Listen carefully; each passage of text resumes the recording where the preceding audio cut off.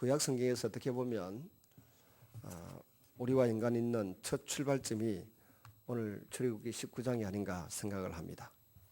사람은 약속을 주고받으며 살아갑니다. 약속이 깨어지면 서운해하기도 하고 경우에 따라서는 큰 상처를 받습니다.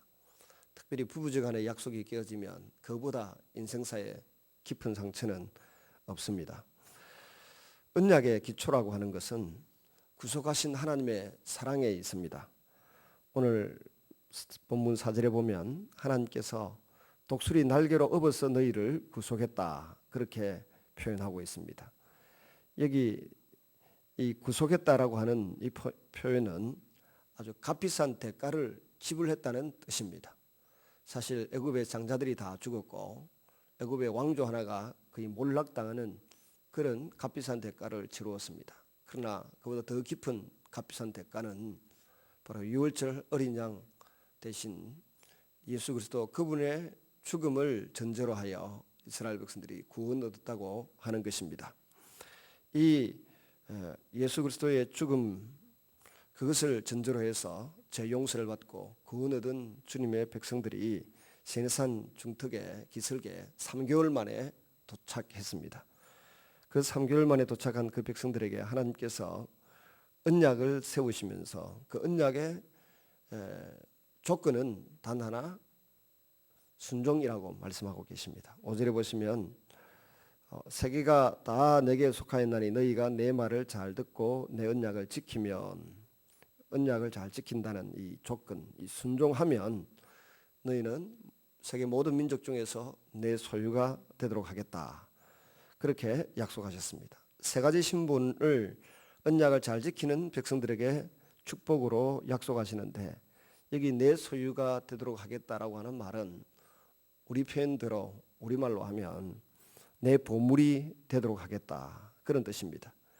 예레미야서 2장 3절에도 보니까 하나님께서 이스라엘 백성들은 내가 거둔 첫 열매다라고 표현하시면서 이스라엘 백성들을 괴롭히는 자들은 다 멸망시키겠다 그런 표현을 쓰고 있습니다. 그 뒤에 적은 공동체인 돌아온 이스라엘 백성들에게 스가랴 2장 8절에도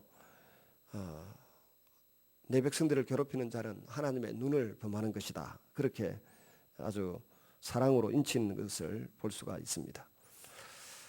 두 번째는 제사장 나라가 되도록 하겠다 그랬습니다. 이 제사장 나라는 철저하게 이타적인 나라입니다. 자기 자신의 어떤 욕심이나 꿈을 추구하는 나라가 아니라 다른 모든 나라를 하나님 앞에 세우는 나라로 삼겠다는 것입니다. 제사장은 잘 아시는 것처럼 하나님과 사람 사이에 중간에 서서 중보자 역할을 하는 것이 제사장입니다. 하나님 편에 가서는 하나님 앞에 가서는 백성들을 위하여 여러 가지 아름다운 기도를 하고 중보기도를 드리고 죄를 용서해 달라고 도움을 요청하는 존재입니다.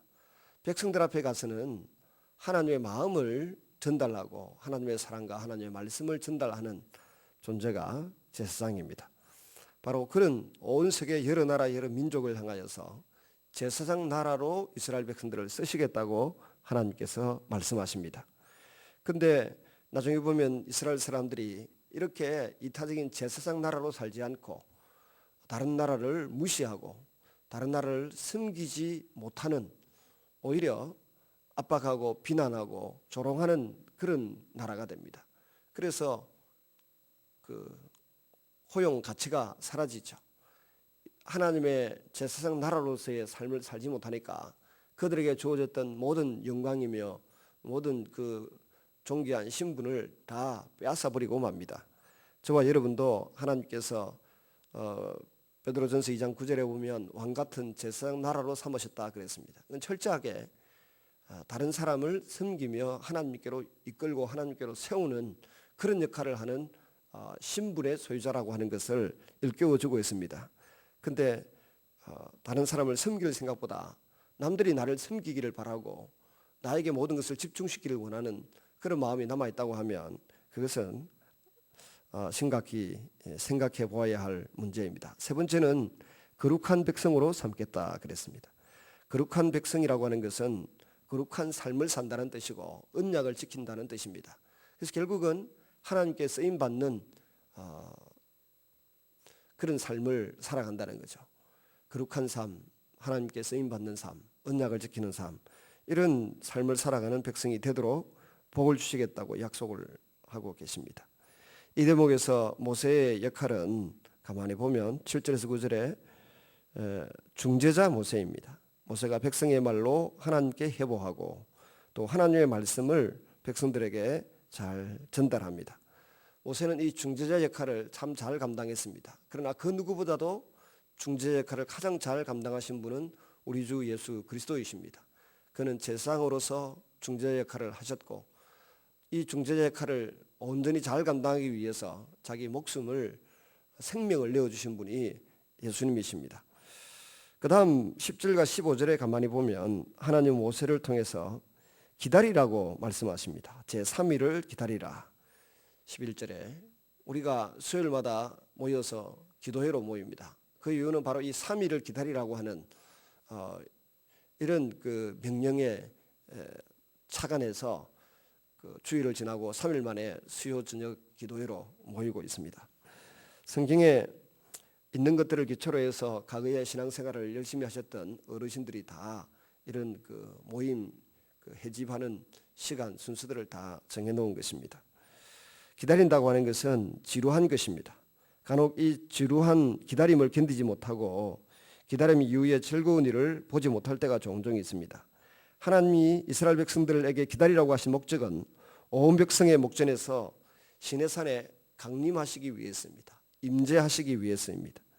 하나님의 임재, 하나님의 강림을 기대하는 자는 기다릴 줄 알아야 됩니다. 며칠 기도해보고 그냥 포기해버리고 우리의 기도라고 하는 것이 그렇게 가치 없는 일이 아닙니다.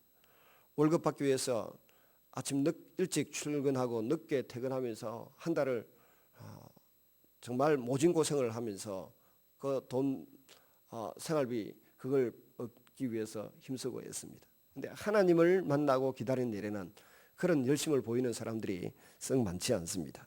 그러나 하나님을 기다리고 하나님을 만나는 것은 이 세상에 있는 그 어떤 만남보다 귀한 만남이고 귀한 축복이 우리에게 임하게 되는 통로입니다. 그래서 주님 앞에서 기다리는 이 삶을 효과적으로 잘 사는 사람이 되어야 할 것입니다.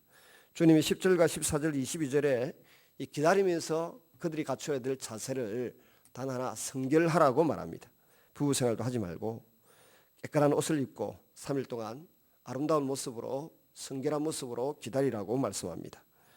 그리고 이제 8절에 보시면 이스라엘 백성들은 우리가 다 모세를 통해 주신 말씀대로 행하겠다, 언약을 지키겠다 그렇게 말합니다. 그래서 결국은 20장에서 23장까지 언약을 받고 난 이후에 24장에 가서는 그 언약을 지키겠다고 하는 맹세로 피의 언약을 맺습니다. 피를 그 하나님의 제단에도 뿌리고 백성들에게도 뿌려서 피의 언약을 맺습니다.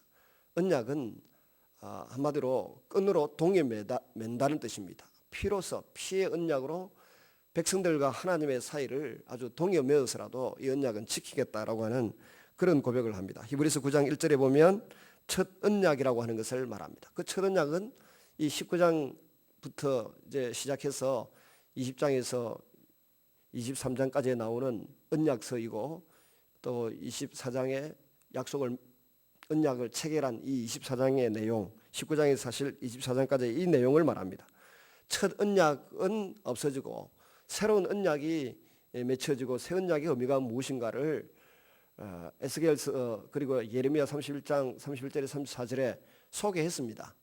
과거에는 언약이 그들의 몸 밖에 있었습니다.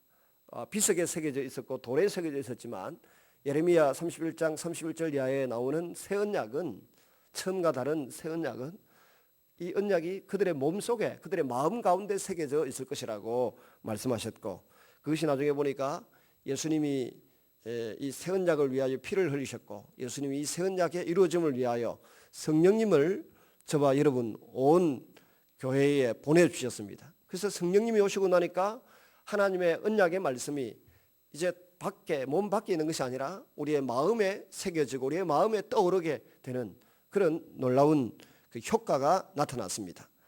이 새 언약의 기초가 되는 것도 결국은 과거에 있던 이 첫 언약입니다. 그래서 구약 성경에 어떻게 보면 가장 중요한 첫 출발은 29장에서 시작되고 또 종결은 예레미야 31장 31절에 34절에 이 새 언약에서 종결된다고 보면 되겠습니다. 이것을 다 이루신 분은 예수님이십니다. 누가복음 22장 20절에 보시면 주님께서 내 이 자는 새 언약을 세우는 자이다라고 말씀하셨고, 사도 바울은 이 그 사상을 이어받아서 우리는 새 언약의 일꾼이 되었다라고 말씀했습니다. 그래서 히브리서 8장과 9장에 보면 옛 언약이 폐하여지고 우리 예수님이 새 언약의 중보자가 되셔서 우리에게 새 언약의 효력과 혜택을 맛보며 살도록 은혜 베풀어 주셨다고 하는 사실을 말씀하고 있습니다. 그 출발을 하는 오늘 여러분이 하나님의 언약을 마음에 새기고 그 언약을 붙들고 하나님과 돈독한 관계를 맺으며 살아가는 주의 자녀들이 되시기를 주의 이름으로 축원합니다.